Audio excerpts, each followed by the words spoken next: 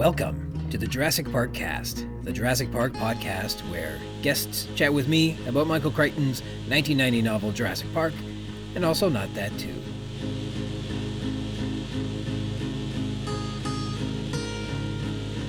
My name's Ryan Rogers, and I'm a big dumb Jurassic Park fan. Welcome to episode 41, The Road, recorded on November 28th, 2022. Thanks for joining me today. I'd like to give a continued thank you to Christoph Oakes of Snail, S-N-A-L-E. You can check out his incredible album on Spotify and Bandcamp. And today's intro is from the song Hummingbird, and our outro is Sacrifice to the Inhuman Creature. And corrections today. So, when you go to church or whatever place of worship that you go to is called, how do you pronounce worship? Because I refuse to accept the pronunciation of worship.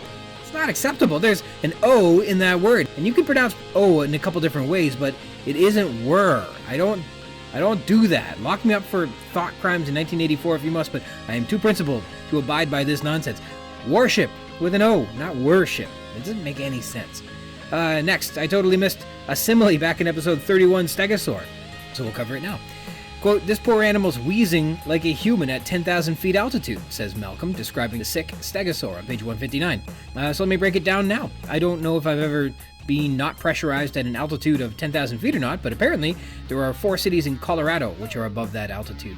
And cities is a kind of exaggeration because Alma, Colorado has a population of 313 people, Montezuma a population of 74, and Leadville a population of 2,868, and Blue River a population of 921. These aren't popular places to live. I have read and can report, quote, "At altitude, the reduced oxygen content of the blood induces breathing instability with periods of deep and rapid breathing, alternating with central apnea. This breathing pattern is called high-altitude periodic breathing, or PB, and it occurs even in healthy persons at altitudes above 6,000 feet, according to the National Library of Medicine." Now, Malcolm is suggesting that this late Jurassic animal has been cloned into the modern day and that it is unfit to breathe our atmosphere because it's from an age too long ago. And that's folly. This animal is obviously sick from poisoning, hence its wheezing. This is a ridiculous statement from Malcolm, and it won't be his last. And that said, there is woefully little resistance to most of his ramblings in this novel, except from Hammond, and we're decidedly not on Hammond's side, so we go by Malcolm's opinions instead. And finally, I mispronounced in another episode, again, Apple Plus's Prehistoric Planet, as Dinosaur Planet. It's Prehistoric Planet, available on Apple Plus. I'll get that all right in one sentence one of these days. Hopefully.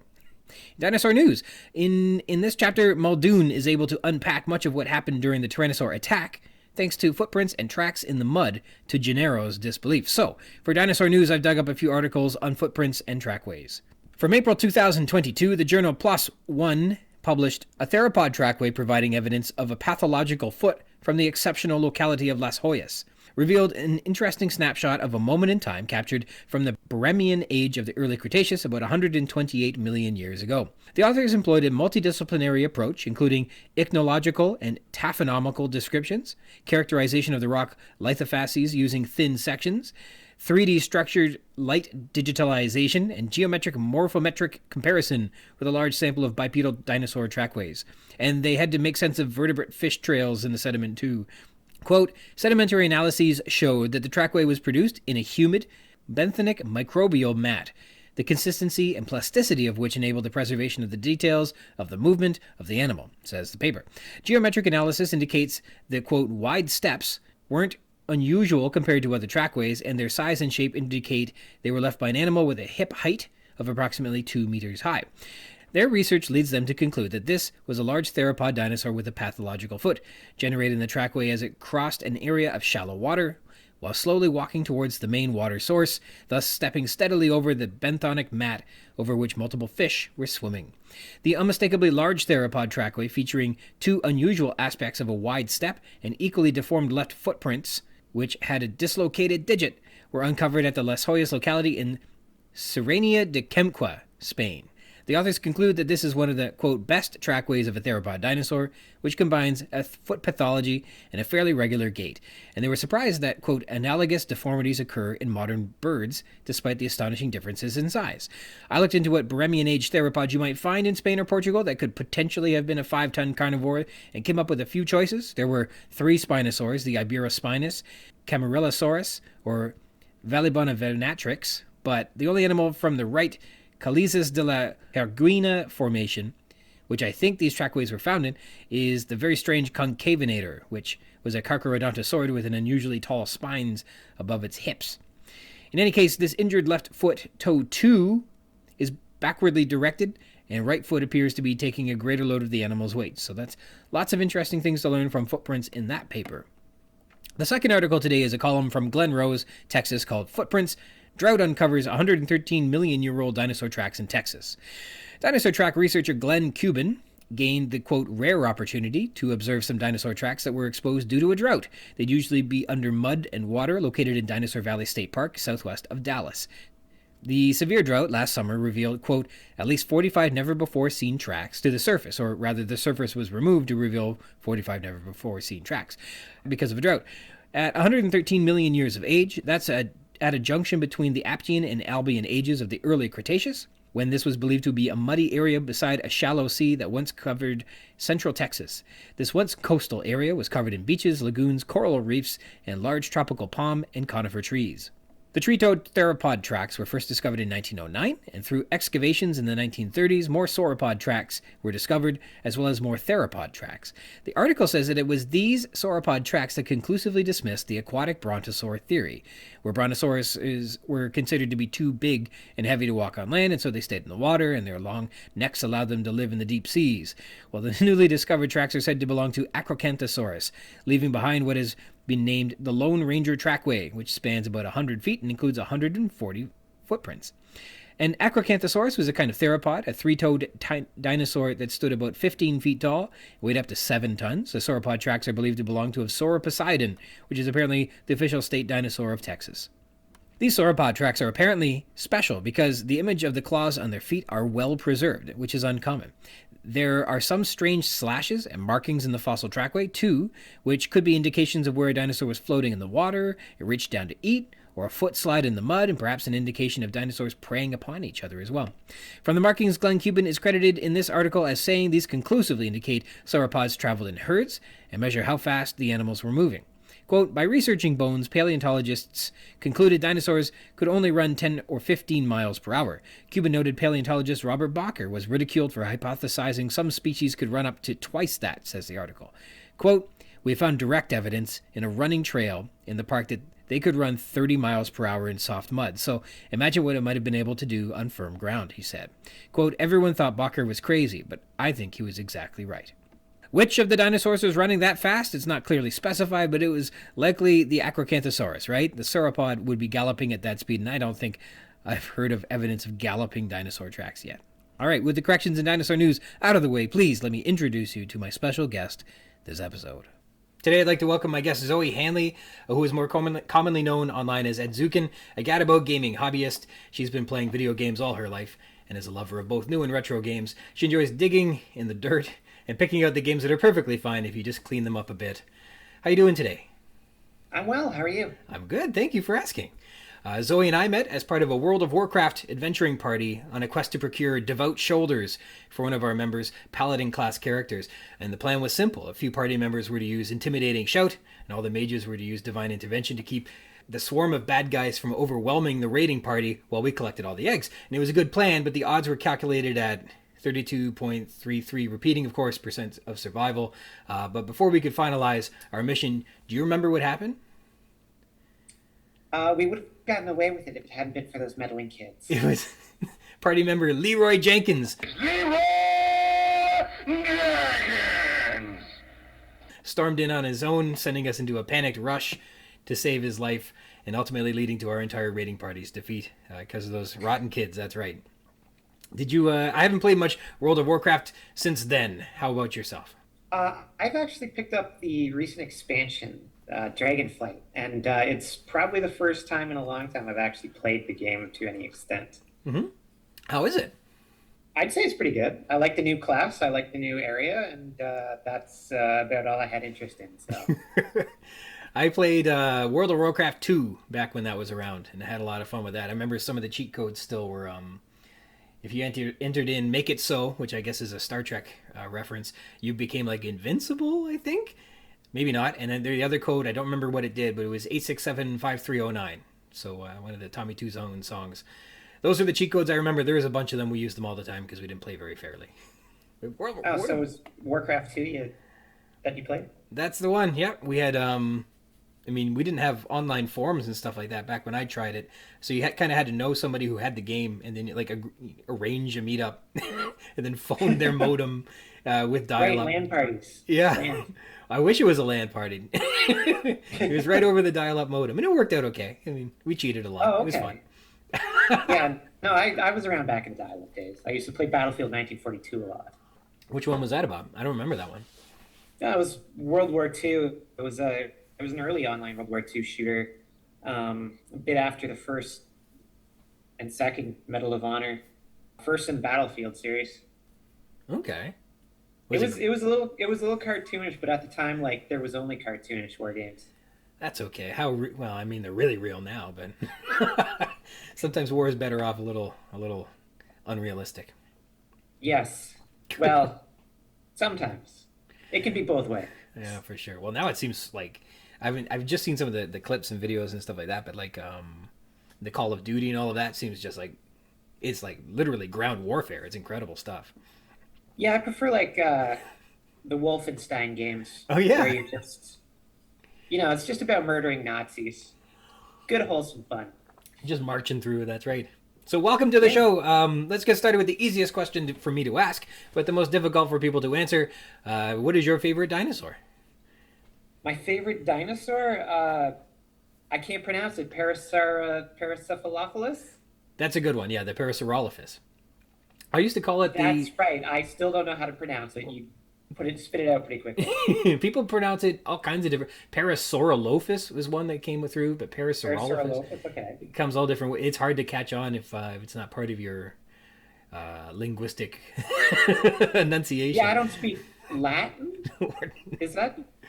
Is that what it's all based in? Parasaurolophus would be near the crested lizard. It's named after the Saurolophus, and so it means it's near the Saurolophus, and Saurolophus was the lizard crest. But yeah, that's what it means. It's, I think, Greek. I don't know if it's all Latin or not. I think it's all Greek. But yeah, the naming conventions are obviously based on antiquated languages that we don't use any longer, or they were for a long while. It's clear to scientists. That's right. That's how you keep the layman's from mucking about in your science. Exactly. You use words they can't pronounce. But yeah, I whenever I play the Jurassic Park Evolution games, which were the recent park builder games, those were always the ones I'd try to get first. The Parasaurolophus. I remember that. I've played that as well. They're the ones. They're tricky. There's a couple of them where you have to breed them and a bunch of them all at once, or else they get cranky and they cause a lot of disruption. And I think the exactly. Yeah, but it's still easier than having carnivores running around. Yeah, that's right. That's right. Every time there's a lightning storm, you have to tear down all the fences and get everybody in their shelters. Yeah. Right on. So, you played Evolution Builder. You played a couple Jurassic games. Are dinosaurs like important in your life at all? They don't have to be, but I'm just curious. I mean, I haven't seen one recently, so they don't have a drastic impact on my life. I like dinosaurs. Who doesn't like dinosaurs? Yeah, good answer. And let's find those people who don't like them and label those people. So, how about Jurassic Park? What came first for you? Was it the novel or the movie or maybe one of the sequels? How did you enter into the land of Jurassic Park to begin with? It would have been the movie. I would have been too young to have actually watched the movie, but I watched the movie anyways. Mm-hmm. I don't think it was until I was a teen that I actually read the book. So somewhere in the early aughts. Mm-hmm. Mm-hmm. But I fell madly in love with the novel. Cool. And for a while, I just had a renewed interest in Jurassic Park and was consuming all sorts of media and playing all the games and that sort of thing. And they certainly made plenty of media available for us, didn't they? Yes, they certainly did, yeah. It feels like right around after Jurassic Park 3 that things really dried up, and there was an awful dry spell, but people were so... I mean, how do I put this? It's funny how people were disappointed with Jurassic Park 3, but then were desperate for the fourth one. It's like they didn't love the last one, but they were surely going to love the next one. And it took, more than a decade for that to realize. something. Yeah, I don't know. I think Jurassic Park 3 was such a blow to me that I like I still love the park building aspect, so I always seeked out those games. Hmm. And I also played Jurassic Park Trespasser in that big dry spell that you're mentioning. But I never even really thought that they should have made another movie. And I still to this day haven't seen Jurassic World or its sequels. And it's not because I've been deliberately avoiding them. It's just that I haven't really had the desire to watch them. Hmm. That's fair. Although if you said you weren't watching them on principle, that'd be cool too. Yeah, no, it's just like the new Star Wars movies. Yeah. Like my Star Wars phase was so long ago that I don't I could. I don't watch movies a lot Mhm. these days in the first place, and usually when I do, it's on some old classic. I can relate in a way. We watched the Mentalist. We thought that show with Simon Baker and Robin Tunney was fun, and we loved that he was this mentalist that was able to divine who the criminal is and trick them into revealing their plots. And that show came and went, and maybe it lasted a little too long, and then it was gone. It wrapped. And then the new show came out, and it was very similar. It was about a guy that wasn't a mentalist this time; he was a sleight of hand magician, and he would kind of do this basically the same thing. And yeah, I did love The Mentalist. We loved watching it, but I was done with it. I didn't need to watch another Yeah, installment with new characters doing the same thing. And so yeah, I can appreciate that. Yeah. yeah, I lived it. I can move on. Hmm. And it was satisfying in every way. There was no need to re-enter into that world. And maybe Jurassic Park 3 does not leave people with that feeling, but certainly Jurassic Park did. Nonetheless, Yeah, I can appreciate people who don't see the Jurassic World franchise as the same, because it is certainly different. It's probably for a different generation. So you oh, I said definitely. you found the book, you loved the novel. What are some of the memorable moments for you in the novel that I mean, you don't need to be have an eidetic memory or anything like that, but certainly parts will stick out. What do you recall liking the best about the novel? I mean, I like that it was different than the movie. Yeah. It was so long ago that I only have like vague memories of certain parts of it. Hmm. But I loved the amount of detail it went into on the science behind it and how it Hmm. fleshed out things that kind of got glossed out over in the movie. And then I don't know. It surprised me on some of the characters' fates. Like John Hammond dies Hmm. and Jeff Goldblum dies, but he comes back in the next novel. Yeah. And it was just it was a much rounder experience. Like I still really like the movie. I think it's a great film, but the book just felt a lot fattier. There was a Hmm. lot more to sink your teeth into. That's a it's a really memorable takeaway is when people read the book, they go, "Wow, there's a lot more in there," and for the better. Like there's a tremendous amount of detail and quality that goes into building up the universe in which this dramatically unusual thing is possible. So for sure, yeah, that's a big part. A big takeaway is that it's worth the read, even if you just enjoyed the movie or whatever, or you think the new franchises are kind of hokey. The first book still is a wonderful adventure to enjoy. Yeah, I think it's a really good companion. If you liked the movie and you want more of that, it is probably the best thing to go to after the movie to get more of that, rather than the sequels or the games or any other piece of media. Going into the book is the best way to get the larger experience. And I was talking with one guest, and it's astonishing that because of that and because Star Wars has done this, and X Files did this, and Star Trek has done this, to have a line of novels or to explore the universe in a novel form or in a written word or in books as opposed to into the movies. And for whatever reason, the appetite hasn't been there to make more novels that explore the universe in a greater detail when its tradition begins and its foundations begin in this novel form. And I do find that interesting because you're right. If you loved the movie, the book is only going to be better. I can't imagine you would say, this is like, I don't know how you could interpret the novel worse than the films. It's so rewarding in many ways. Yeah, I'd have to agree with that. Yeah. So you mentioned Malcolm and you mentioned Hammond being important characters in the novel, memorably. What are some of your favorite characters that come out of the film or the novel? I think Jeff Goldblum's great. Yeah, yeah. I mean, when I was a kid, it was always Alan Grant who was the coolest. That's right.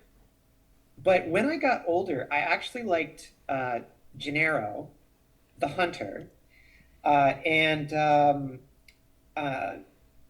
Mr. Arnold, the hacker.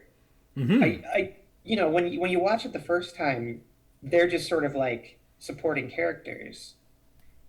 But especially after reading the book, you realize that there's a lot more to them than just what's on screen. Yeah. So they stood out to me as really interesting characters.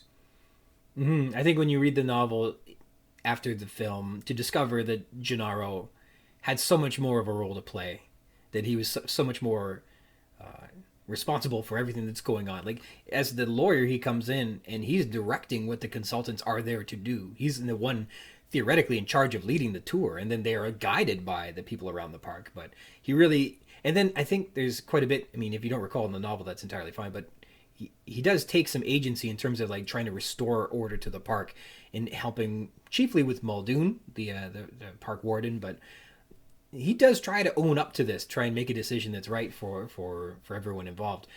He feels some responsibility, I think, and I think the novel portrays that well.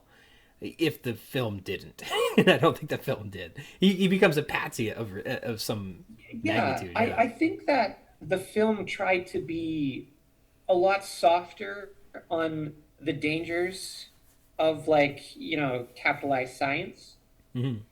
So they tried to make John Hammond look like a good guy in the film, whereas in the book he was a lot more ruthless. Mm-hmm. And then so the lawyer became a problem because everybody was just getting in front of John Hammond's dream rather than trying to rein him in. And it was really like everybody else's fault rather than John Hammond's. Yeah. Hammond certainly, yeah, he defers all responsibilities. At the end, he's blaming everyone but himself, and yeah, he was something. And then he got eaten by the smallest dinosaurs Yeah, there's in the something park. about that, eh? Yeah. It's something about that. So, I'll ask an unusual question next, for the purposes of segue. But we've got Muldoon, we've got Malcolm, and certainly Jeff Goldblum. Of all of the characters, which of them has, would you say, maybe your favorite name? Uh, Favorite name? Yeah. Um, Probably Muldoon because he sounds like he's a bad guy, but I mean, I guess he's a big game hunter, and that's kind of Mm-hmm. a moral gray area. But I don't know. Muldoon's just such a hunter name. He does sound ruthless, doesn't he? Mhm. Yeah, for sure. Well, I ask a strange question like that in a contrived sort of way because I want to ask you about fun online handles that people use, and specifically if there is a fun story behind your name, the Adzukin name that you go by online. Where did you come up with that? It is actually a very obscure reference to a game called Space Rangers 2, which in itself is something of an obscure game. Okay. But in the opening cutscene, it depicts this bounty hunter chasing this alien through space, and he only refers to the alien once, and he's like, "I'm coming for you, Adzukin," and it became this phrase that my roommates and I at the time used just when we're in like a game and we're like trying to get revenge on somebody. And I Okay. just kind of adopted it from there and made it my own. That's awesome. Okay, I love little stories like that because I looked it up and I was like, "What is this possibly referencing?" And there was no sign in my searching, but I can't find anything on the internet if I try. But yeah, that's a No, cool that was story. sort of the point of it. I'm like, I want something that nobody else will get or take. Yes. And that's what I arrived on. Well, in 20 years from now, it would be Edzukin 814 because there's 813 before. Let's say about your favorite gaming system to start. When you started entering into the sphere of gaming, what system did you begin on? I technically began on the NES, Okay. the Nintendo Entertainment System, the first home console by Nintendo. But I was very young at the time, and then my family swapped it out for a Super Nintendo, and that's sort of that's sort of where I really started diving deep into games. Hmm. Really, the N64 though is my favorite console, as much as it is a very flawed and wordy console, it is one that I have the most kinship with. Okay. At the in college, the place we lived at had an N64, and they a lot of good multiplayer games on that one. Oh yeah, there's GoldenEye is pretty much the one that most people think back to in terms of multiplayer. Hmm. Mario Kart 64 was another big one. Yeah. Um, yeah, I mean it was one of the first consoles that had four players as a built-in feature rather than needing an external peripheral. Hmm. So they made good use of it. Like every developer was thinking like, how do I get four players into my game? And so a lot of good experiences. Battle Tanks was another good one. That was one of my favorites. We had Smash Um, Brothers. There was a lot of Smash Brothers getting played. yeah, I played a ton of Smash Brothers when I was a kid. Yeah, Great console for multiplayer. I was never any good at it. I always played as Yoshi. I don't know if he was a good character or not. But I never won any rounds with Yoshi. But Well, you're the only person I know who plays as Yoshi. I'm sure you're not the only person out there, but I used to play as a Fox McCloud in the first one. okay, right on. So yeah, we grew up. We had the Sega Master System, and then we Oh, graduated into the Super Nintendo after that. And remember playing Super Mario World for ages. I loved that. And you could ride, a dinosaur. I love that there were different types of yeah. dinosaurs. If you ate like they got the blue Yoshi or the yellow Yoshi, you could do different things. That was a lot of fun. And my brother and I eventually discovered that there were some levels had like alternate exits to each level, and so you were, I guess, indicating by color. You could figure out how many you needed to find, and I think you could get 101% if you completed everything in that game. But yeah, we Yeah, but that played. required going through the special world. Yeah. You go to Star Road, which was like a shortcut system through the game. And then if you got the secret exit there, you go to Special World, and there was a bunch of like extremely difficult levels that you had to get. And if you got through that, I believe your prize was like you went to a version of the game, but like the Goombas or the Galoombas, as they are actually called, were pumpkins or something. Yes, I don't remember the exact detail. I remember. I just looked it up recently. It goes into like an autumn template or something like that. The skins of everything Yeah. change season for whatever reason. I don't know if you could turn it back or not, but that was a sign that you finished Star World to all that were watching, which was just you. Yeah, if you beat the special world, you won the game. You toppled it. Mm-hmm. Well, I remember with our Super Nintendo, I had to go back and think. We played a lot of Extra Innings Baseball, Legend of Zelda: A Link to the Past. We did a lot of Donkey Kong Country, which is similar Yeah. to Mario World in a lot of ways. Lion King, we had the game for. Oh, I'm SimCity, we played a sorry. lot. NHL, SimCity was great. yeah, NHL '94, Mickey Mouse, Castle of Illusion. I played quite often. I could do a speed run of that one pretty well. Probably because That it was was. Sega Genesis. Was Castle it? Evolution. Did we? I couldn't have had a Sega Genesis. Who knows? Maybe that wasn't the Sega Master System. There were Mickey games on Super Nintendo. There was Mickey Mania. Okay. Uh, there was the Great Circus Mystery or something, and then there was a Magical Quest one that went alongside of the two Capcom Mickey I games. defer to you. Must be right. It was probably on the Sega Master System. We had the Castle of Illusion. There was a version of Castle of Illusion for the Sega Master System. Yeah. Okay. Well, I could do a speed run of that one anyhow. Two buttons. It was easy. What else do my brother had a bunch of sports games. I remember we had Earthworm Jim, which was like a cool character, great cover art and stuff like that. But it was too hard for me. I didn't know what I was supposed to be doing on that. Oh, I loved Earthworm Jim. Yeah. Earthworm Jim 2 was great too. That was a. I still think Earthworm Jim 2 is art just because of how weird it is. Yeah. Like it is a modern art game. It is bizarre, but like I said, cool to look at, fun to walk around as Earthworm Jim, pretending like what a weird hero. It was just bizarre in all different ways. But yeah, I couldn't figure out what was supposed to happen. And of course, the other big game that we played a tremendous amount of in Super Nintendo was Jurassic Park, and that's kind of how I discovered where you were. You did some online journaling about your experience playing Jurassic Park for Super Nintendo. When's the last time you played it? It looked like the review was fairly recent. Did you play it recently? Yeah, fairly recently, a few years ago, but that is rather fresh in my memory. Yeah. That's so awesome. So Jurassic Park by Ocean Software is where this conversation has been sort of leading to. It was released to the Super Nintendo Entertainment System. Looks like it came out for North American audiences in October 1993. Yeah, I actually played it back when I was a kid. Me too. Back at that time, though, I was like obsessed with Doom, which is one of the early first-person shooters. And the first-person perspective was what really got me. And you went into all the different facilities in Jurassic Park, and it swapped into a first-person shooter kind of gameplay. Mm-hmm. And that was enough to grab me as a kid. That's all I needed, was that first-person perspective, because it was something you didn't see very often at the time. Yeah, and it was definitely, I remember the interior scenes, the music was different. It was filled with dinosaurs, and the dinosaurs weren't especially difficult to overcome, but there were a lot of them, and it was always spooky going from room to room, wondering what you're going to see next. Well, there were only two types of dinosaurs in the interiors. There was the Velociraptor and there was the Dilophosaur. Yeah. The Velociraptor would charge at you, and the Dilophosaur would stand in place and spit at you. Mm-hmm.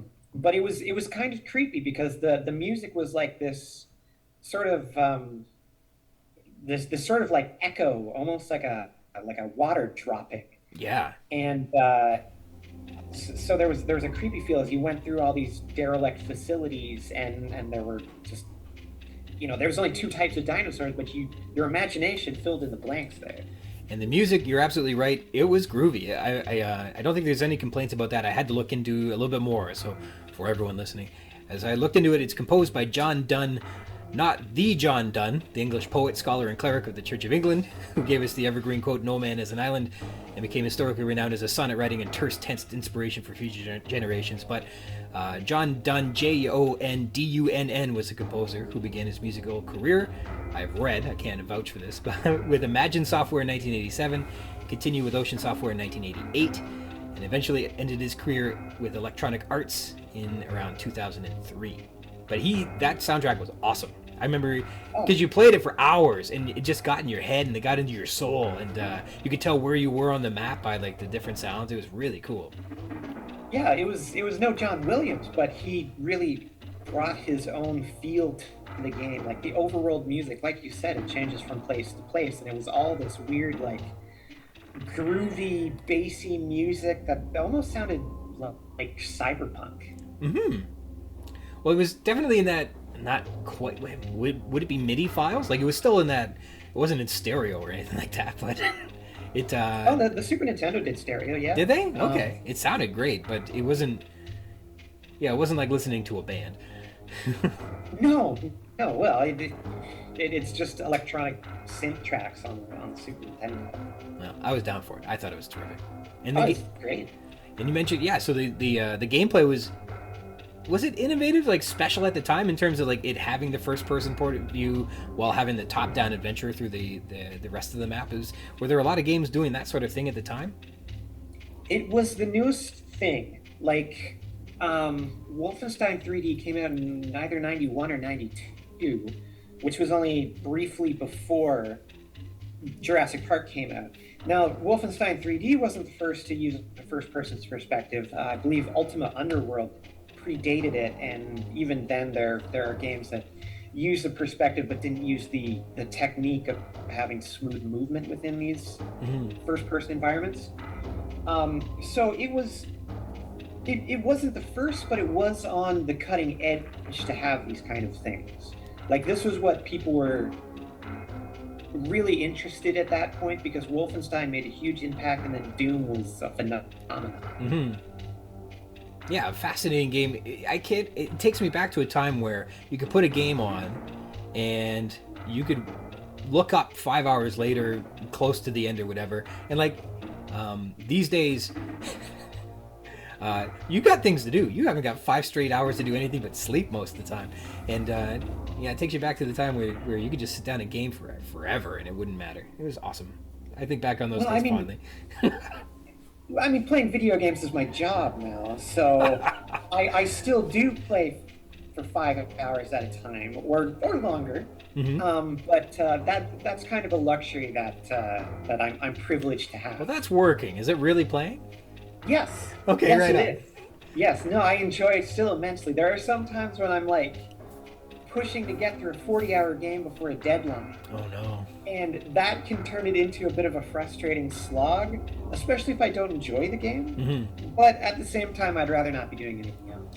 So one of the complaints with the Jurassic Park game was that there was no save. You couldn't really get up and leave it for a little bit. And it was fairly long, and it was challenging in a lot of respects. But how did that, I guess, play into your experience playing the game again? I never completed it when I was a kid. Mm-hmm. Simply because it was so long, and if you died, you were back at the start of the game. Mm-hmm. I believe. I may not be remembering that right. But it with no saves, like back in the day, there were no save states. Like if you're playing on an emulator today, you can mark save states, these little bookmarks, wherever you want in the game. Mm-hmm. But back in the day, like the only way you could, if your parents had to drag you out for the day, or they told you to go outside, the only thing you could really do was turn off the TV and leave the console running. Yeah. So, as a kid, I only ever rented the game, and I never completed it. And when I went back to it with the intention to complete the game, I basically set aside the rest of my day in order to get through it. And from what I recall, it's at least a 3 or 4 hour game. Oh yeah. So let's go over some of the missions. So I've got the manual, and I can see what are the missions we need to do. So the first thing the steps were to turn on the main power, which is consistent with what happens in the novel and also with the film. That was your first step. Then you had to stop the raptors from entering the visitor center. So there must have been some door, I don't recall, you had to lock or something like that. Then you had to find all of the eggs. How many eggs are scattered around the island? I don't recall. I don't recall. There's a lot of them. I don't even remember if you needed to get all of them to finish the game. I know I didn't, though. I wonder too. I think it was a declining balance. So like as you found them, it whittled down the number. Yeah, it kept count. Like there was definitely a goal there, but I don't remember if you needed it to actually get off the island. That's a good because question. the main goal is you are trying to call for help, and then you have to get to the helipad and get off. Mm-hmm. Then you had to destroy the raptors on the ship. You had to kill all of them. I remember that being the worst because the ship was big. It was a tremendous maze, and it would always say, "Oh yeah, there's one more." And you're like, "Well, where is it?" Because I've been all up and down this thing and I can't find it. That was the worst. You're getting lost in those ships, trying to find the last damn raptor on there. That was like the part I loathed the most about that game. Well, the worst part of the ship was that you get so far into it, and then it would tell you need a key. Yeah. And you don't have. And the key was not in the ship. You had to go back to like the visitor center or the raptor pen and scour those areas for a door that was previously locked to get the key. By the end of the game, you've gone over like the mountain areas so many times that it's redundant. Like backtracking was one of the game's biggest problems beyond the lack of ability to save. Mm-hmm. Yeah, and had you been able to save, maybe walking around and exploring the map isn't so bad. But yeah, that was a big part. I finally got the key card that I needed this at the raptor pen in the north of the island, and yeah, it was a big hike to get back. Yeah, like you collected, I think the keys were all coded to different characters in the movie and game, so like you had to get Dr. Wu's identification card to unlock certain doors. And that would lead you into new areas, and you'd have to get keys from there. But the fact that they were entirely scattered around the park, that you had to keep traipsing back and forth across, like you said, if you could save, would be a little bit easier and more manageable, but you couldn't, so you were constantly just going back and forth. Do you remember having a map and like drawing where things are and trying to keep a reference? Like it says in the guide to do that. I remember we had one, I think, that we drew like of the boats and things like that just to figure out where the heck we were. But I remember also, I don't know if it was a game of like a copy of Nintendo Power or some gaming magazine, but we had like a walkthrough that we had in the magazine, and you could like turn the pages and figure out where things were. I don't know how we got our hands on that copy of that issue, but we needed that because it wasn't easy getting around. I don't think Nintendo Power did it, but there were enough magazines at the time that someone probably did a walkthrough of it. But I these days I like to enhance my experiences with some old games by actually creating old maps. Like you play the original Metroid and there's no map screen there. Mm-hmm. So I played it with my husband, and I had him creating the map of the game as we went through it. Okay. It's just something that, it was an experience that we only had back in those days before map screens were common in games. But I don't think I did that for Jurassic Park, and that was more because of hubris. I didn't think I would need to do it, so I didn't. And I remember regretting it when it came to that ship, and when it came to trying to remember where locked doors were so I could go back and explore the areas that I had key cards for. Absolutely. And I think the other mission parts, again, you were right, you had to radio for help, you have to reach the helipad at the very end. I think do you have to go back to the visitor center to radio for help and then back to you might have to do that. That's incredible. And you had to destroy the raptor nest. I thought the radio was on the ship, but I hope it was. I might be remembering that wrong. Like I don't have the complete walkthrough in my head. I just remember the different parts of the game. Like I remember being in the raptor's nest, which I think is where you destroy the raptors, the raptor eggs. Yes. So I think the ship is where you actually radio out. Good. That makes better sense. It's too much. The ship would have a radio made. But why would you have to power up the park to get the radio on the ship working? It probably made sense. This won't be. I'm remembering it wrong. This won't be the first plot hole in the Jurassic franchise. All right, so I was going through from what I could recall in terms of connecting. So the adaptation for the game has a lot of elements that were part of the movie, but a lot of elements that were also part of the novel. And I think, obviously, with it coming out only shortly after the film came out, I imagine that they had to rely on the novel for a lot of their inspiration in terms of writing the game and designing it and things like that. So there's quite a bit of it that is more closely related to the novel than necessarily the film, which is pretty neat. And so obviously finding eggs is a big plot point that is a part of the game. It is a part of the game that is also a big part of the novel. There are hidden weapons caches that we don't use in the movie, but it shows up in the novel. Raptors on the ship is not a thing in the movie at all, but it, of course, is a big problem in the novel. The dragonflies. Do you remember the dragonfly in the novel? Yes. Yep. So for no reason, there is a giant 6-foot wingspan dragonfly that they, I guess, also cloned. That just appears. Thinking about that, like they got the dinosaur parts of the DNA from mosquitoes. Can mosquitoes bite a dragonfly? See, so I guess if a dragonfly were in a 6-foot piece of amber, I guess they could just clone it. They wouldn't have to clone the blood of it because they would have it. And theoretically, they could also clone the mosquitoes too, couldn't they? That would. I don't think they should do that. Well, they shouldn't. I think we've got enough mosquitoes as is. We don't need crazy ones.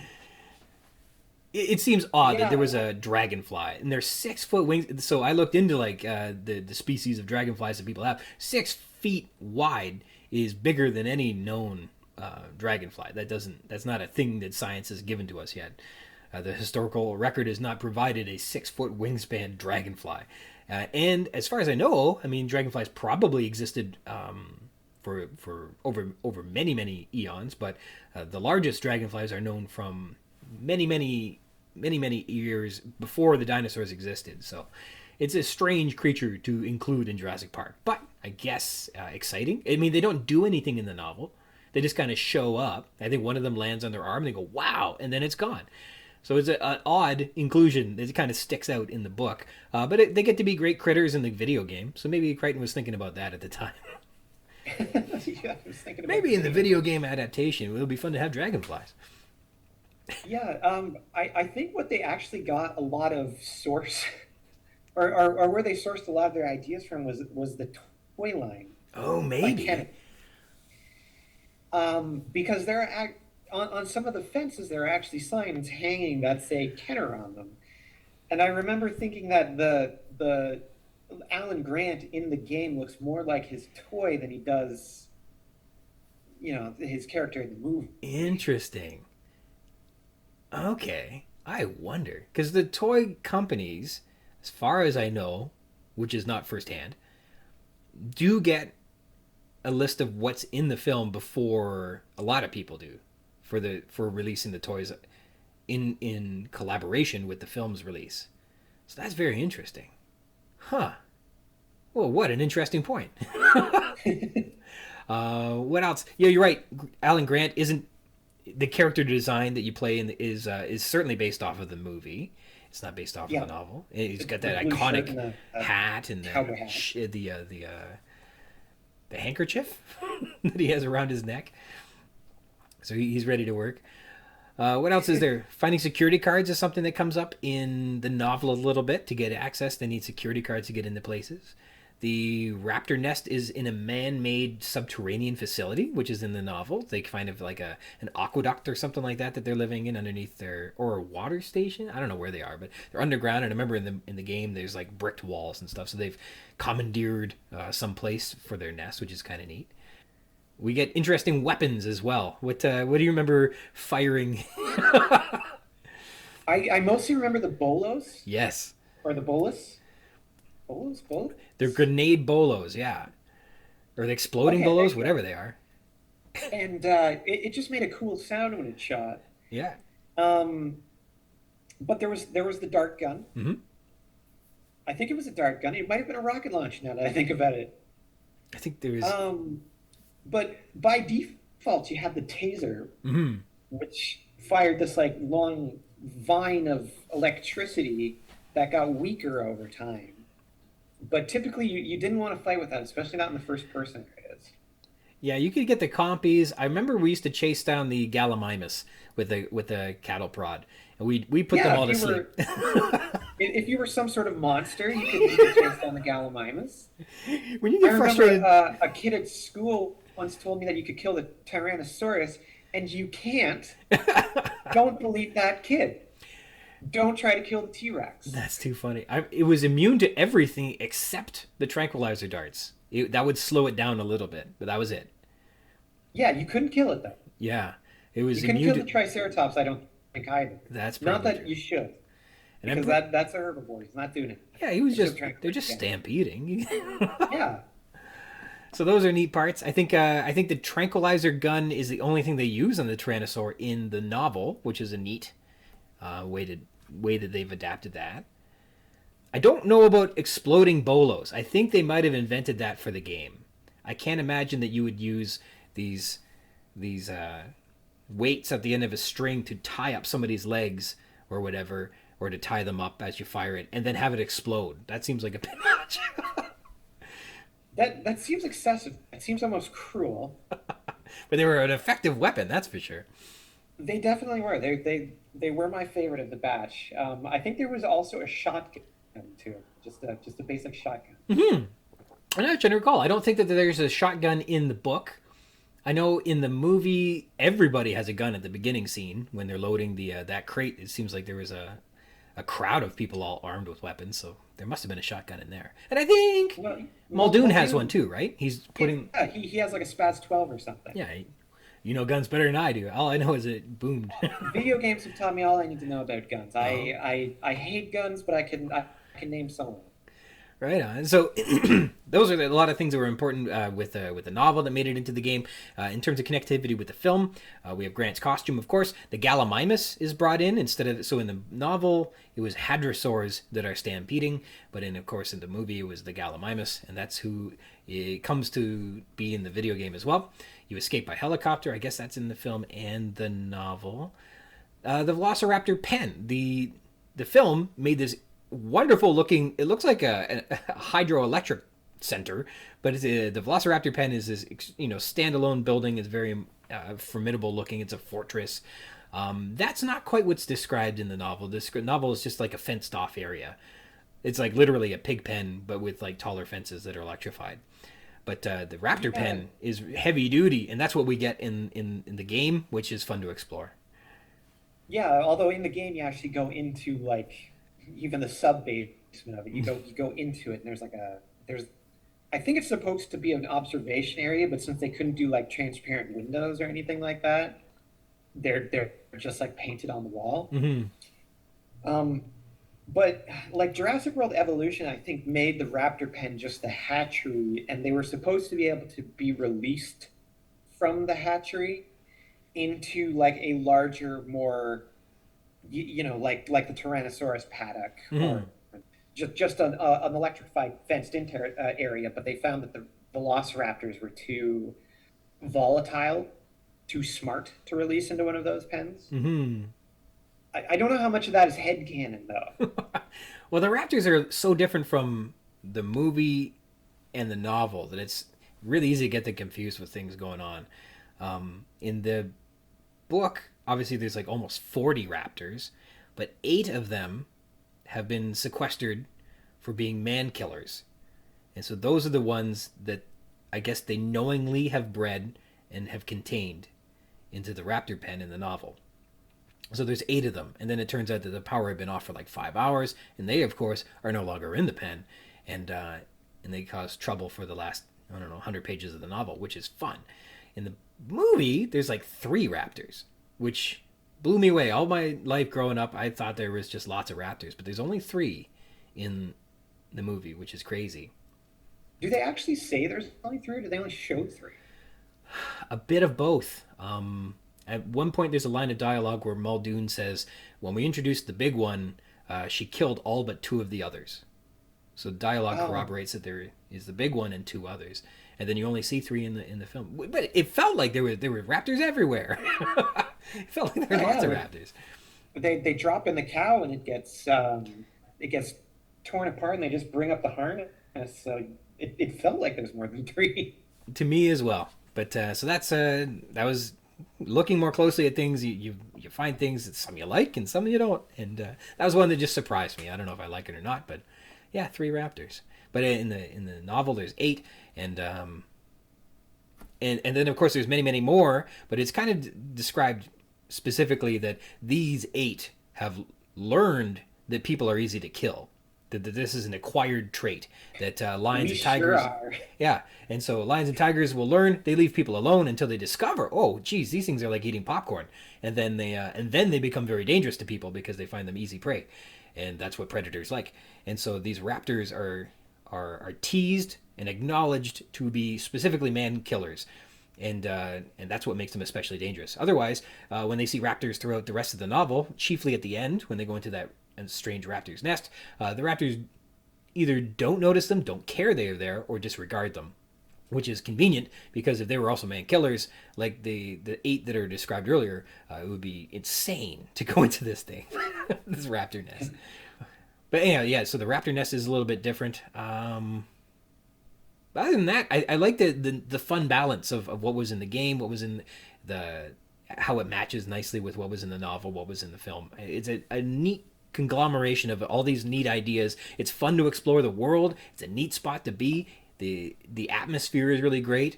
There's lots of dinosaurs in it. It was fun to play, if not cumbersome when you're on mission to get all of the detail. It's a little bit much. Yeah, well, I mean, I think the team had a good time with it just from the small touches that they put in. You can see that there was some love that went into the final product. Like, the computer screens, when you went up to them, it would actually zoom in on the screen, and you'd have a hand that would go across. And I'm gesturing here, but you can't see that. But you would Click. press the buttons to key things in. But it buried in all the computers. There was just like this fractal creation thing. You could choose the fractals that were going on in the background, and Mm-hmm. that was an interesting touch. Like somebody obviously was having fun with programming, and they're just like, how can I incorporate this into the game? Yeah. So rather than just being like a licensed cash grab, it seems like some people on the team actually had some love for the product. Hmm.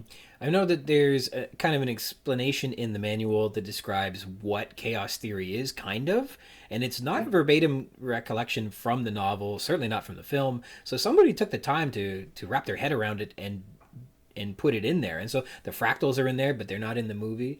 A lot of the explanation on how the everything is put together scientifically speaking, is really, really quickly summarized with Mr. DNA in the film. And Mr. DNA appears also in the game when you, I guess, when you leave the control. If you're away from keyboard for long enough, Mr. DNA pops up and tells you little details about the dinosaurs and things like that. So he shows up too. So there's another a neat connection of the fractals that are in the different chapters of the novel, but also Mr. DNA from the movie. Yeah, it was an interesting touch, and like, yeah, somebody obviously really loved the subject matter in order to put these things in, because these things take a lot of work. They're not just throwaway things that they add in because they can. So it's nice to play a licensed game, and even though it didn't turn out perfectly, you can tell that there were some people on the team that were passionate about the product. I think that is probably the best takeaway that we can make, is that you're right. It wasn't just somebody grinding away doing their job. Like, somebody cared a lot about adapting a lot of really interesting details, both from the book and the movie, and putting them together in a cohesive format that was enjoyable, that was immersive, but was also challenging. I mean, it did all these different things. And you're right, that only happens when somebody really cares about what they're doing. We didn't just... Have you ever played Chuck Rock? Chuck Rock, yeah. So I have. There's a game where nobody cared what they were doing, and that game was no fun. It didn't make any sense. But this game is a lot of fun. It makes a ton of sense. Interesting comparison in terms of dinosaur properties. Yeah, I mean, they didn't really stick very hard to the plot, because they, I can't imagine playing a game where Alan Grant is babysitting the two kids throughout the entire thing, but they definitely worked with what they could, and they obviously had a lot of passion for it. For sure. In terms of the dinosaurs, I guess these are some of the final notes I've got here. We got the compies are one of the characters that come and get you. They are called compies in the book. They're called compies in the second movie. They aren't in the first movie. And they're called compies here in the game, although they refer to a species called Procompsognathus.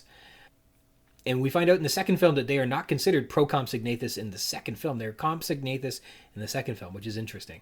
And of course, they have a venomous, weakening bite in the game and in the novel. So that is good in terms of consistency with the Jurassic World overlord. We get Pachycephalosaurs, which are the headbutters. They don't show up too much in the game, do they? I'm trying to remember, even like they must be in a very small section of the park. They're in a few sections. I feel like they're in the mountains. I just mostly remember that when you actually killed them, they kind of just fell onto their side with this audible thump.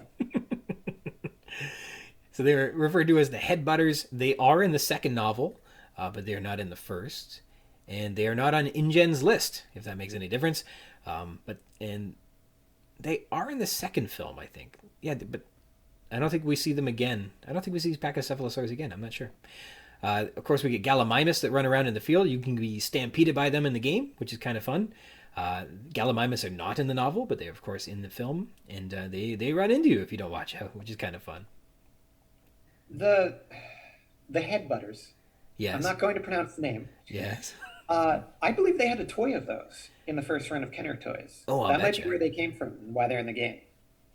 That would make sense. Yeah, that'd be a fun toy to play with. But you press the button and their head moved or something. That'd be fun. I feel like they had like a spring-loaded head, but I don't know if I'm remembering that correctly. Cool. Velociraptors, of course, in all of the different... it's in everything. Because Velociraptor was the star of Jurassic Park. And that's consistent with the game. They're everywhere in the park, which is kind of fun. They're everywhere. The spitter, the Dilophosaurus, it has the neck frill, just like in the film. And ever since... For no reason, everybody adds this neck frill to the Dilophosaurus now. And it spits, and that's consistent with the film and the novel. The novel, they did not have a frill, which is kind of neat.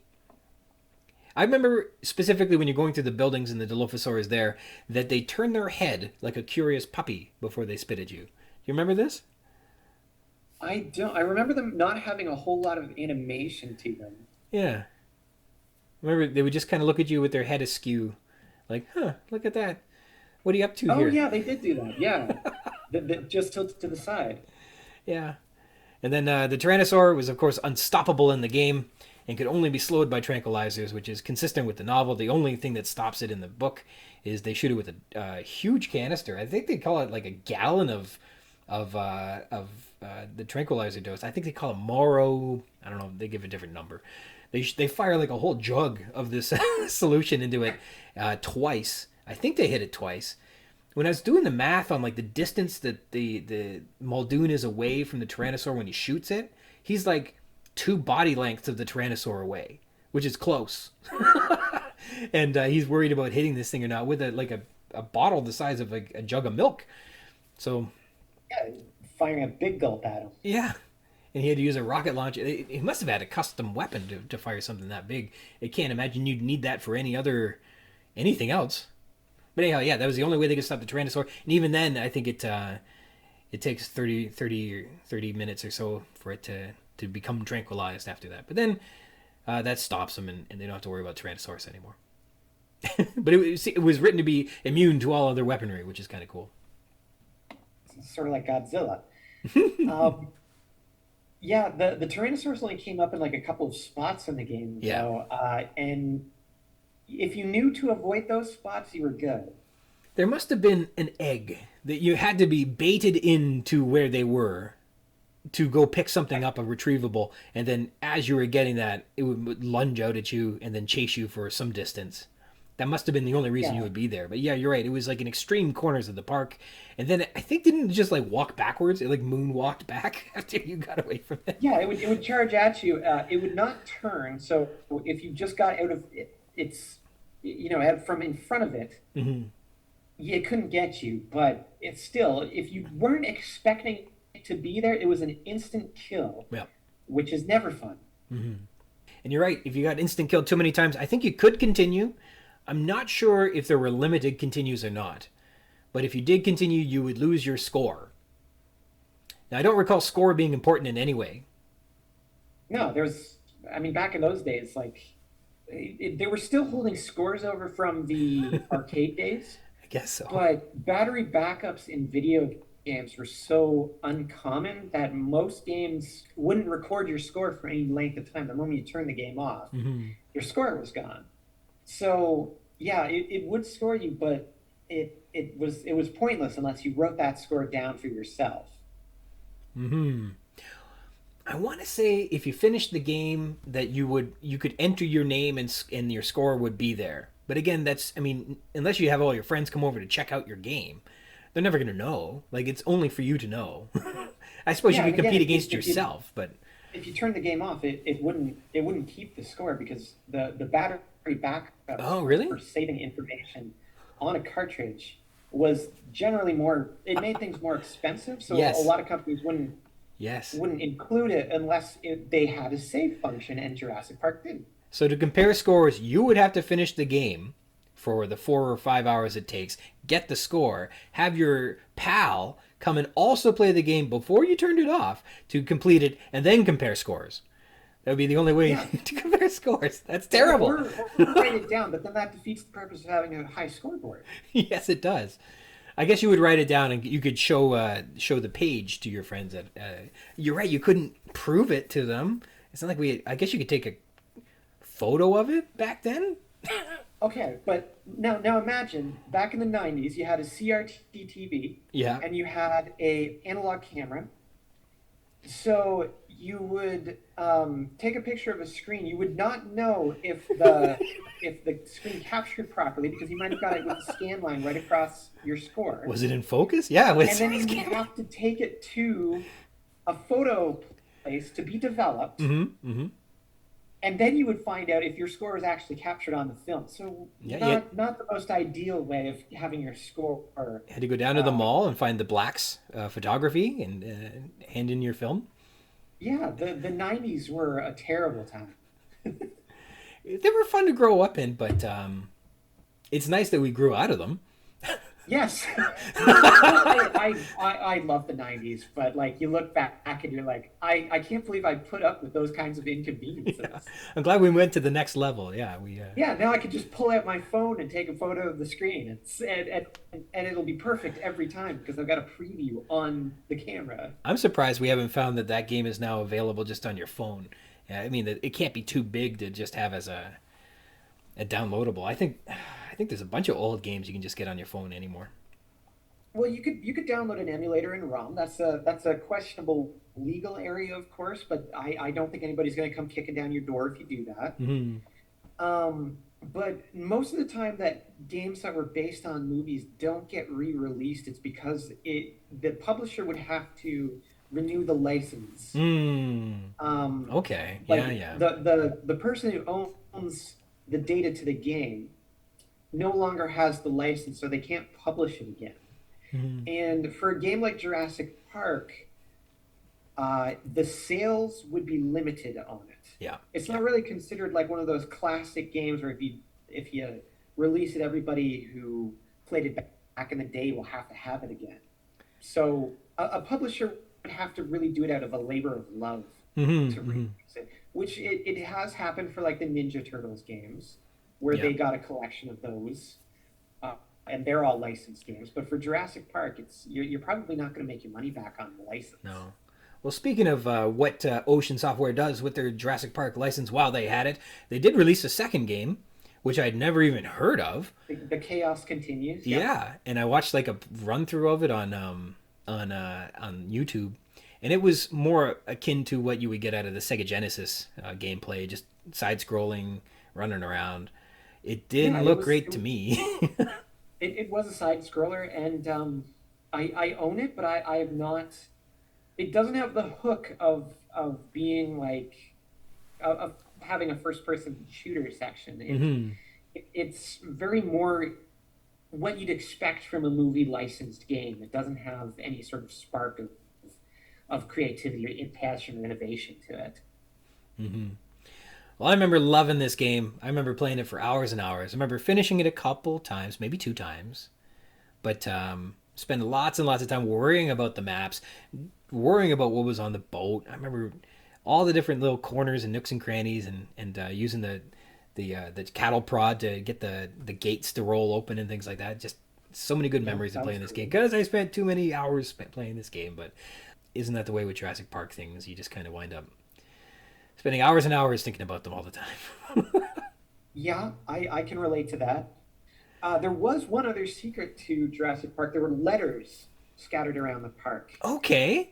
And Yes, I remember. You collected all these letters, and they would spell something, and then you would send them in for a contest. Really? So while the contest is obviously long over, those letters are still there, just as a mystery to anybody who plays the game now. Okay. And do you know anything else about it?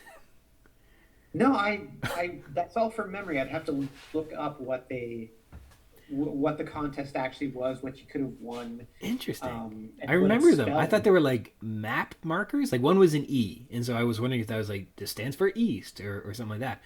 I wonder what they could have possibly been. Yeah, that was apparently a contest, and I can't remember if you had to take a photo of them or you just had to collect them and figure out what they spelled. I wonder. All kinds of good ideas back then. Well, let's the one part of your review that I think we need to take umbrage with. We need to discuss it in final detail before we can part ways. You mentioned that your mom doesn't like Jeff Goldblum. Yes. Okay, I so was like, shocked by this as well. do we need an intervention, or how does what happens here? She thinks he's weird. Well, true. It's like, well, yes, he is weird. That's the point. Yeah, that's the thing. That's the thing you like about him. Yeah, I don't understand it. It came up while we were at home, while my husband and I were at home visiting them. And both my husband and I just kind of looked at her askance, like, how could you possibly not love Jeff Goldblum?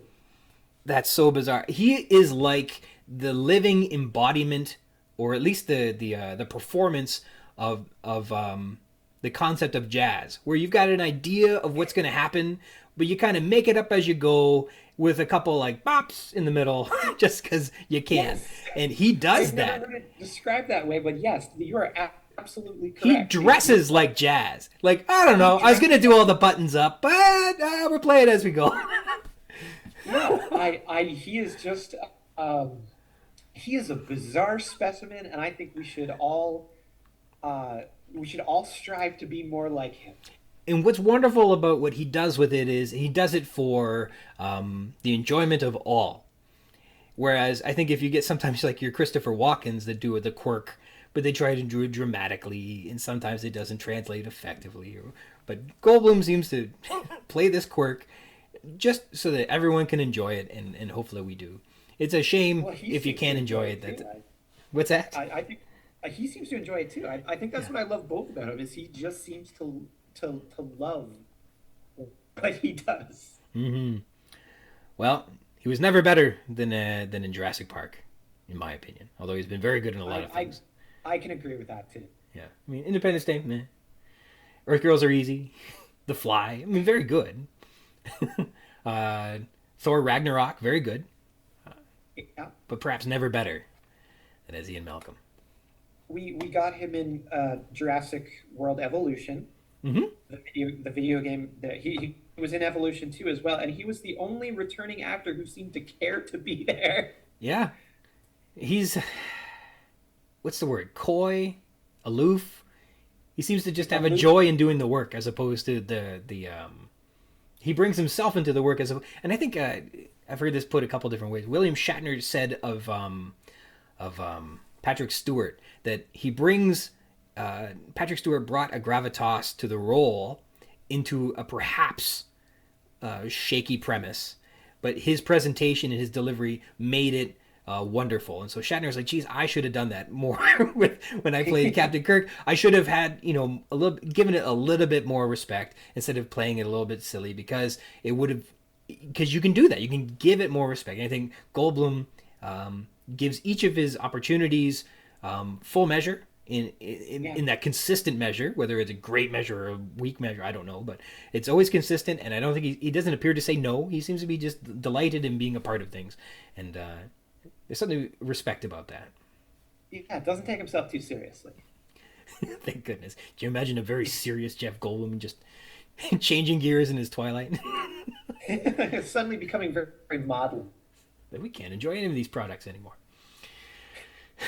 Well, thank you so much for joining in. I hope you had fun on the show. Was there anything that we didn't get to about the game that you were like, boy, I got to get this off my chest? No, I think I covered everything, including the obscure little contest that they put in there. Yeah, wow.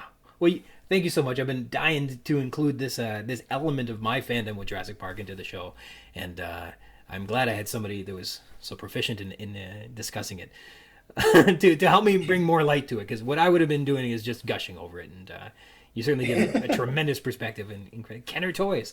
It's so interesting that is perhaps where all the character design and stuff like that came from. Very interesting. Yeah. It was a neat little corner of the library. Mm-hmm. All right. Well, thank you so much. Thanks for joining me on the show. Thanks for having me. All right. A big thank you to Edzukin, better known as Zoey Handley, for joining me on the show today after a little bit of a hiatus. Welcome back, everybody. I looked into that strange contest that she'd mentioned, and the letters that are found around the park are D, E, H, N, O, R, R, and R, which are fabled to refer to someone who helped Crichton write the novel. And if you mix those around, the answer is Dr. Horner. Dr. Jack Horner, the Maiasaura guy that Dr. Grant is loosely based upon. So neat, eh? The text this week is The Road, spanning from pages 220 to 227. In a synopsis, Muldoon and Gennaro speed out to retrieve the tourists in the park, but reach the grim realization that the Tyrannosaur has attacked the land cruisers, dismembering Ed Regis and mortally wounding Dr. Ian Malcolm. They must return to the visitor area immediately, or else Malcolm will surely die. But there's hope that Grant and the kids are alive and hiding in the park, where the motion sensors will surely spot them in no time. Characters. Robert Muldoon. Muldoon starts this chapter already in the Jeep, flying down the road on page 221. Knowing that it's been an hour since the power went out, and that the cars had radios, Muldoon is seriously concerned that something has gone wrong. Chances are he believes this is an overreaction, but he can't shake the worry. Muldoon is unfazed by dismembered body parts, rushing to inspect the severed leg, unflinching as blood pours over his hand, and takes charge, ordering Gennaro to step out of the light so he can further inspect the evidence on page 222. Muldoon is empathetic, but direct with Gennaro. He's aware that Gennaro is having a difficult time with Regis's remains, that he's very uncomfortable, and asks, can you go on? And I think this is sincere, that Muldoon would only ask for his assistance if he were able to give it, and he knows that this is a difficult scenario. I don't think Muldoon would be a jerk about this or manipulative. Perhaps he intuits that the stakes are too high to have someone he can't trust in the field with him. Muldoon will reveal he's witnessed an animal mauling before, but seems uncertain with what to do with the leg, admitting it doesn't seem right to leave it behind, as if he's unpracticed in the protocol of retrieving bodies from the field. Of course, it's not right to leave it there. Then he's switched back to being practical, finding a way to bring it along without sullying the inside of his Jeep, believing that he's still got at least another 4 passengers to fit in this thing. He can't have blood and dismembered body parts bouncing around. Plus, I believe Muldoon feels it's appropriate to somehow honor his fallen colleague. Wedging the remains in place is in some way dignifying Regis with a stationary rest, rather than the kinetic flopping around of a dislodged item in the trunk of the Jeep, right? We can get behind Muldoon in these moments, I think. He's dragging Gennaro into the fight, not just recruiting an ally, but building up a recruit that's going to be necessary for survival. Upon seeing the overturned Land Cruiser that's been destroyed by the big Rex, Muldoon swears on 223. He spots the second Land Cruiser under a tree 20 feet away. He already knows what happened. The T-Rex threw the car. All the evidence points to no survivors. He looks grim. Let's get this over with, he tells Gennaro. Muldoon tells Gennaro that they're unlikely to find a corpse, that in animal attacks there is seldom evidence, quote, surprisingly little evidence left behind. Muldoon reveals he's experienced in his years in Africa the scenes of a half-dozen animal attacks on humans, a leopard taking a 3-year-old, a buffalo in Mboseli, I'm not sure how to pronounce that, 2 lion attacks, 1 croc attack near Meru.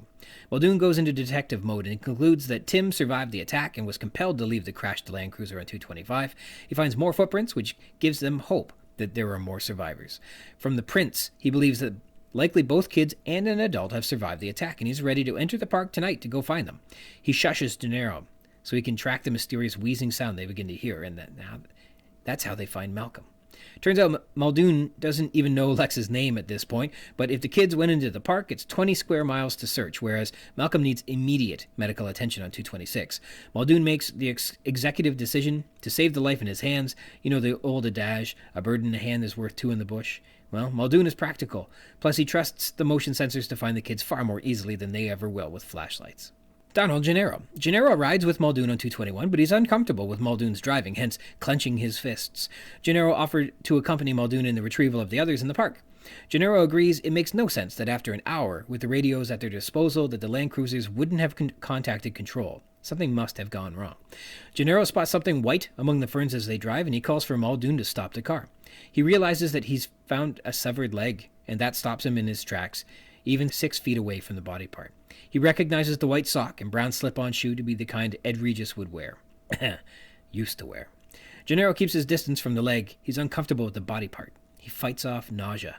Gennaro is strongly uncomfortable, but sucks it up and is firmly committed to aiding Muldoon in any way he can, which is admirable.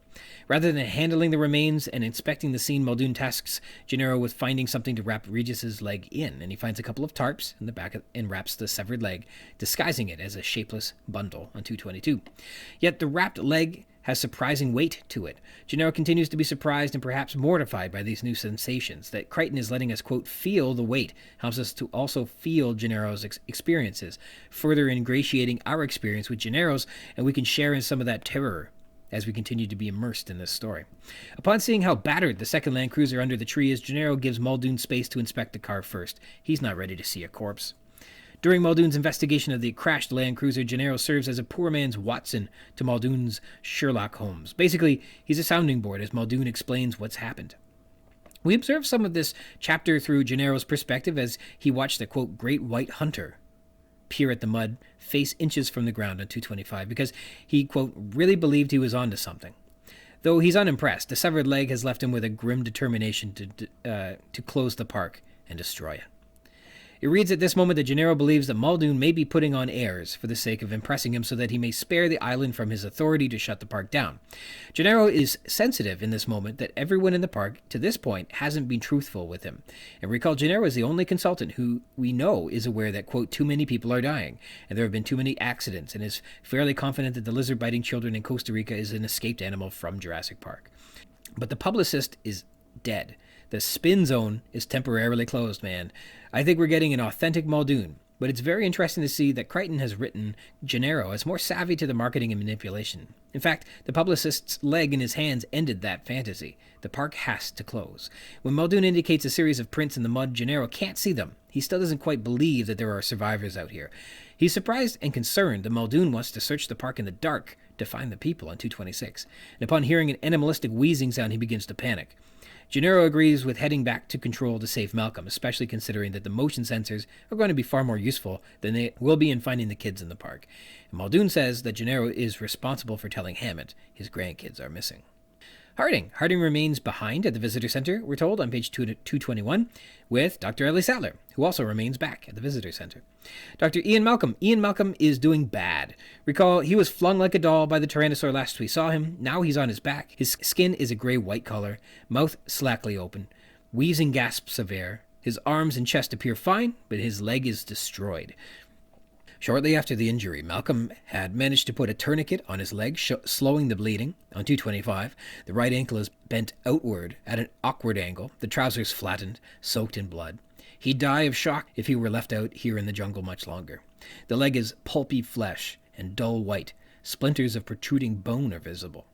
It's a credit to Malcolm to have, quote, the presence of mind to put on a tourniquet on 226 that he didn't already bleed to death. He's hoisted from the brush and led back to the jeep. With waning consciousness and what could easily have been his dying words, he's trying to help them rescue Lex, which is tearfully heroic. Muldoon doesn't even know who Lex is. Tyrannosaurus. As indicated by the wounds on Regis's severed leg, Muldoon surmises that the Tyrannosaur twisted and ripped the leg off Regis, rather than biting it. This suggests that it hasn't sliced through his body, but rather pulled and relied on its neck for the severing force to dismember its prey. And I like the interpretation of a Tyrannosaur pinning its prey with a foot and then tugging with its back and neck while holding its bite in a firm and secured grasping mouth. And this sort of is written in alignment with the mythology of the novel, where tyrannosaurs and theropods have, quote, weak jaws.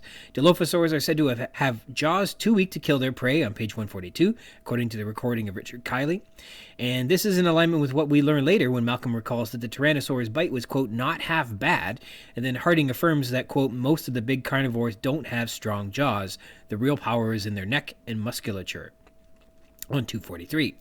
This is ridiculous. Tyrannosaurs and, quote, big carnivores likely had incredibly strong jaws, and tyrannosaurs have been studied specifically to have a bite force of 35,000 newtons. I don't know how to quite reflect that metaphorically that relates this in common terms, but a person bites at 300 newtons, so this is more than 100 times stronger than that. As I understand it, there's almost nothing a tyrannosaur couldn't bite through if it put its mind to it. So, like the amphibian visual cortex, this weak-jawed large carnivore is a mythology to Jurassic Park's animals, and only that alone. Localities, the main road. I think we can assume that there is a main road, which is a singular entry into the park on 221, and that other arteries should be considered minor roads, but the main road is a predominant thoroughfare in Jurassic Park. And note, we find Regis's severed leg on this road, and that he was aiming to return to the visitor area via the main road when he was attacked by the juvenile Tyrannosaurus. So, this is either a major extension of, or remains, the main road. The site of the Tyrannosaur attack is just over a rise, and the Jeep's headlights point upward before swinging down and landing on the grim scene where the Land Cruiser is overturned on 223. The Cliff Road. Now, the Cliff Road is an artery in the park, and it's still slippery with mud from the tropical storm. Thus, these aren't paved roads either. The Cliff Road, at a point, looks down over the Jungle River, though it's far enough below that it's lost in the darkness on 221. It's dark. There won't be streetlights out here. Nothing but darkness and jungle and the headlights from the Jeep. From where we pick up mid-journey on the road, we're told that it's 2 or 3 miles to the Land Cruisers, and in those final lengths, the road curves and runs up a hill, then back down a hill, and at a base of that hill, Gennaro spots something white lying in the ferns. By virtue of finding Regis's leg on this road, indicating that this is where he was attacked by the juvenile Tyrannosaurus, and therefore the main road where the Tyrannosaur attack occurred, and as well, therefore, that this road leads back to the visitor area, we should synonymize the Cliff Road with the main road, I believe. The gas-powered Jeep. I don't believe the Jeep has a trunk, as Gennaro opens the back door and rummages around behind the rear seat on page 222. In there he finds a canvas bag, a toolkit, wheel rim, a cardboard box, and 2 tarps. In Jurassic Park, the park is said by Muldoon to be 20 square miles in size on page 227. Allusions and references. We have the Amboseli and Meru, or Amboseli and Meru, areas. Mbosili refers to the Mbosili National Park, formerly a game reserve in Kenya, which we've been told is where Muldoon has spent much of his life and career. The game reserve is home to the Maasai people. Forgive me for not, I don't know how other countries pronounce things. I'm sorry. It was declared a UNESCO site in 1991, but that's after this novel was published. So this was a game reserve prior to that, during the writing of this novel, or the intended reference that's being made. Wild animals live safely or are hunted in a controlled way in this park. Meru likely refers to the Meru National Park, covered in, according to their website, luxuriant jungle, coursing rivers, verdant swamp, khaki grasslands, and gaunt termite cathedrals, all under the sky's great blue bowl. They might be a little biased, I think. This is to be a remote, rugged, and utterly unspoilt, as they say. Truly the African wilderness, home to zebras, elephants, reedbucks, hartebeests, pythons, puff adders, cobras, buffaloes, and more than 427 recorded species of birds. That's what that's referring to. This is where Muldoon has seen people attacked by animals. Stylistic techniques. With italics, there's the remark, threw it, on page 223. This is an exasperated Gennaro who is in disbelief of a Tyrannosaurus' power. There's a colon. He touched it. Colon, still fresh. Here Muldoon touches the vomit, and the results of his inquiry are presented post-colon, as colons are commonly used for doing. So he touched it, the vomit, still fresh. Results. Ellipsis. See if there's anything in the back, will you? A tarp or newspaper, ellipsis. This ellipsis suggests that they're not specifically looking for a thing, but anything that we can wrap a leg up in. What you got back there? Quote, if there's a way to wedge it, so it doesn't roll around, ellipsis, on page 222. What's being left unsaid here is that no, you don't want a body part rolling around in the car. It's gruesome. This morbid agreement is understood, though remains unspoken, and we meet that understanding as readers as well. This is a great way to have the reader empathize and engage with what's occurring in the scene. Quote, yes, and there's something else, ellipsis, on page 224. That something else is a sniff from Muldoon, a sour odor in the car, Timmy's fresh vomit, another indicator that he survived the accident. The ellipsis suggests here that Muldoon has yet to identify what that odor is in this particular moment. Quote, some kind of rubber-soled shoe. Notice the distinctive tread pattern, then an ellipsis, page 225. This ellipsis is an invitation from Muldoon to Gennaro to see for himself that the evidence he's been won over by is being presented to Gennaro to also take in and take solace from. Quote, small and medium size, ellipsis, moving around in circles, overlapping, ellipsis, almost as if they're standing together, talking, ellipsis. But now here they are. They seem to be running, ellipsis, page 226. Here we can almost sense that Muldoon is in a squat position, crab walking from print to print during these ellipses, which is neat. The pause is so he can move on to the next prints and read them. Quote, I can't find the injury. Head okay, chest, arms, ellipsis, on page 225. As Muldoon is inspecting Malcolm's body, he's scanning from point to point, but it's Gennaro who points the flashlight at Malcolm's leg, which causes Muldoon to pause. Lex, ellipsis. Went, ellipsis. Lex, page 226. Malcolm has ragged gasps, but he musters the energy to try and direct them to finding Lex. These ellipses are filled with gurgles and wheezing. M-. Quote, it looked like a piece of clothing, but there was M- on 221. Here, the sudden realization that Gennaro isn't looking at clothing, but rather the dismembered leg of Ed Regis, that it interrupts and shocks him. The M- again indicating an interruption of thought. Quote, didn't bite it, M-. Twisted and ripped it, on page 222. Just ripped his leg off. Here, in dialogue, the M- is like a pause. Perhaps we read this as an observation that surprises or suddenly comes to him, almost as a shock. The subsequent sentence elaborates that he's a bit astonished at the ferocity of the Tyrannosaur's attack. I think here Muldoon can be said to be saying this matter-of-factly, but also with grim discovery and some surprise. A Tyrannosaur attack is very powerful.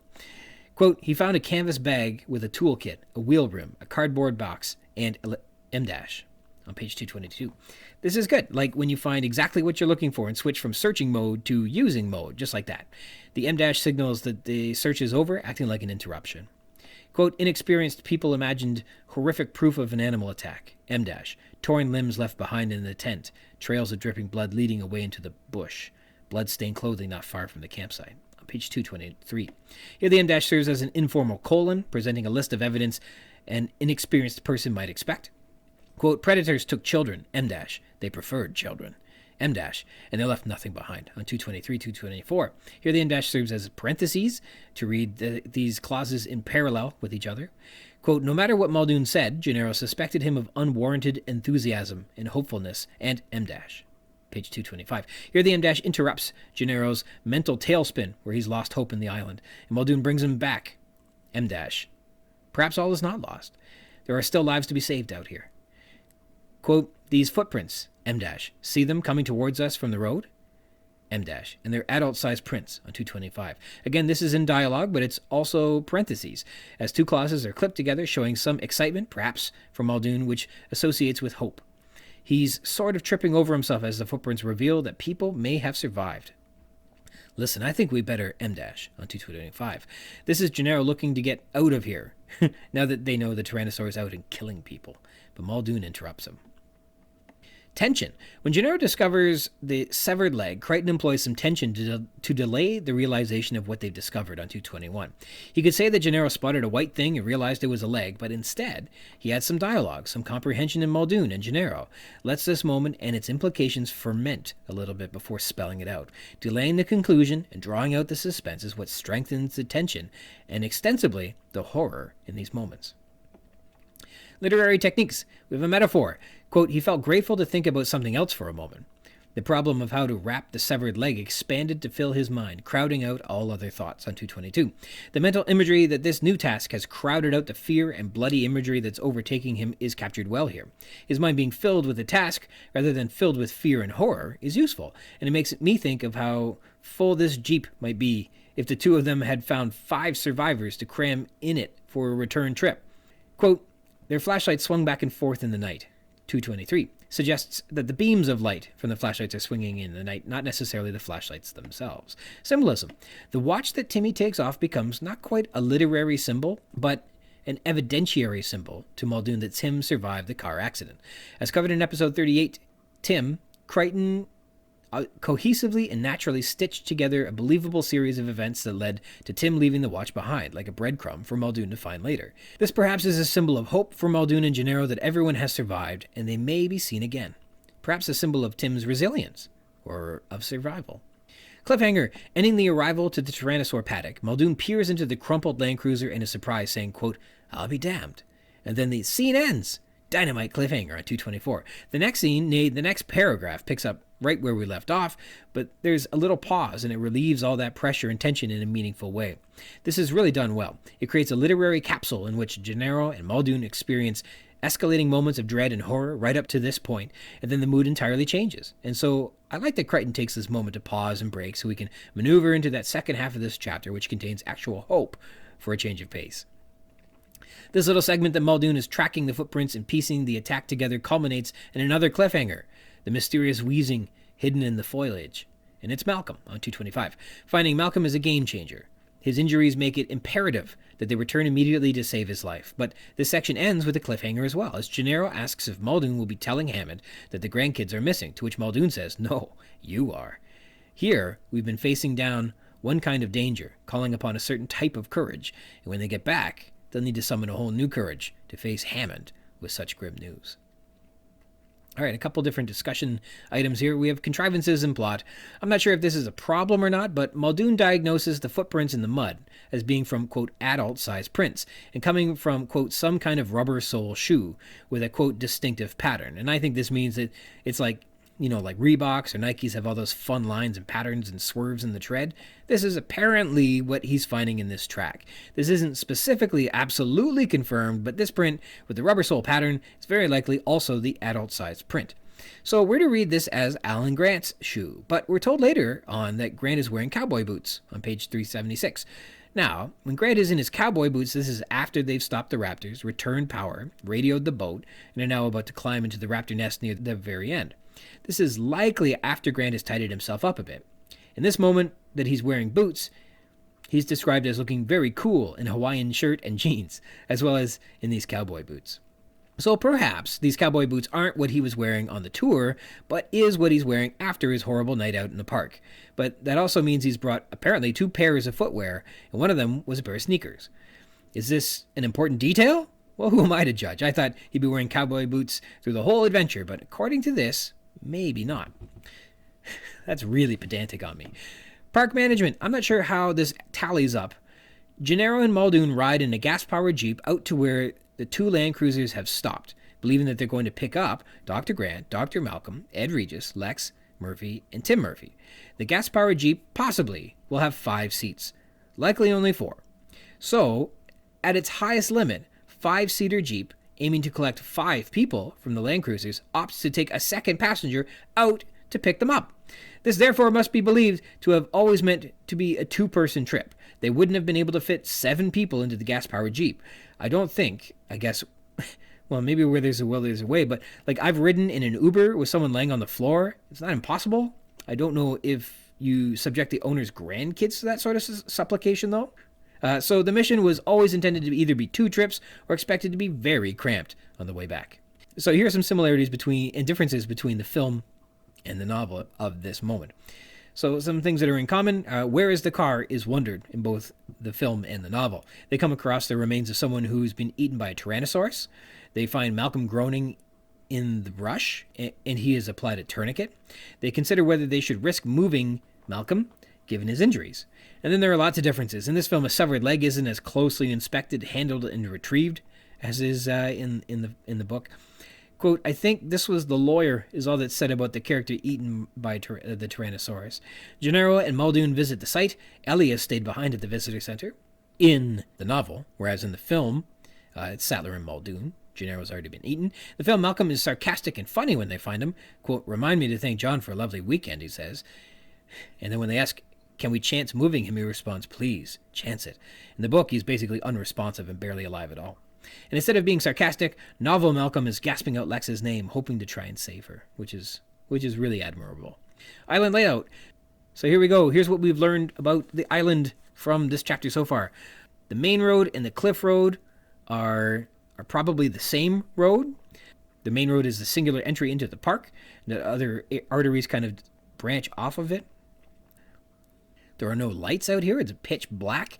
It's slippery from the rain because there is mud from the tropical storm, so the roads are not paved. It'll be more than 3 miles between the entry gate to the Tyrannosaur paddock. You have to cross a cliff road to get there. By virtue of finding Regis's leg on this road indicating this is where he was attacked by the juvenile Tyrannosaurus, and therefore the main road where the Tyrannosaur attack occurred, we don't need to worry about that. Alright, so we learned quite a bit about the island today. I like that. And before we sign off, a final thank you to Zoey Handley for joining me. Thank you very, very much. And a shout out to your mom. Give Jeff Goldblum another try. I recommend his cameo in the HBO movie Run, Ronnie, Run. And I put a link in the show notes for you, ma'am. You can go look that up if you like. And I want to sign off today thanking you for joining me. If you'd like to read along in the book and add some thoughts to what we've been discussing on the show, or be a guest on the show and chat with me about anything you like about Jurassic Park, you can do that by connecting with me. I'm at ryansrogers@gmail.com. And if you'd like to be a guest, you can drop me a line. We can try and set something up. We can rehash and tear down and gush over and chit-chat about any part of the book, or also not the book, all you'd like. Jurassic Park-Cast is part of the Spring Chickens banner of amateur intellectual properties, including the Spring Chickens Funny Pages, Tomb of the Undead graphic novel, the Second Lapse graphic novelettes, The Infantry, and the worst of them all, the King Street Capers. You can find links to all that baggage in the show notes, or by visiting the schickens.blogspot.com, or finding us on Facebook at facebook.com/springchickencapers. For me, I'm just on Twitter at RogersRyan22. Thank you dearly for tuning into the Jurassic Park-Cast, the Jurassic Park podcast, where we talk about the novel Jurassic Park, and also not that too. Until next time.